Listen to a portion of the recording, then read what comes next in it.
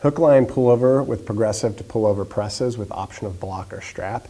Starting in the hook line position, feet are flat on the ground, hip width apart, thinking about that kinetic chain from the ankle, knee, hip, and shoulder in a nice alignment.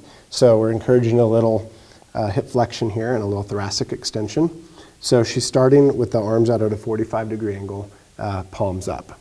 So she's going to go ahead and bring her palms together and interlock her fingers. And then keeping the elbows locked out is one of the most important parts. She's going to slowly raise her hands above her head, trying to touch the floor. And if you can't touch the floor, listen to your body. You don't want to push it into pain. So just go as far as you can, come back up to the center and stop, and back over. So the presses would, if you have good range of motion and your therapist recommends it, you're going to put a block behind the client, and you're going to press into that block. Just about 30% of your strength, come back up, and then down again. And if you have great range of motion, then you can take the block out, go all the way down to the floor. When she comes back, this is really creating more thoracic extension, really engaging the erectors, and repositioning the shoulder joint and the scapula as well.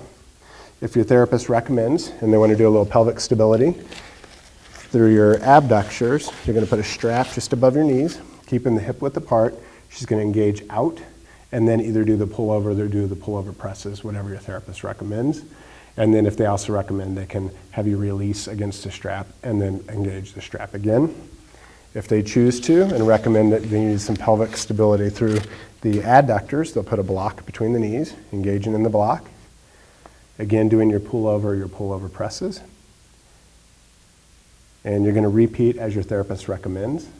And this is hook line, pullovers, progressive to pullover presses with option of block or strap.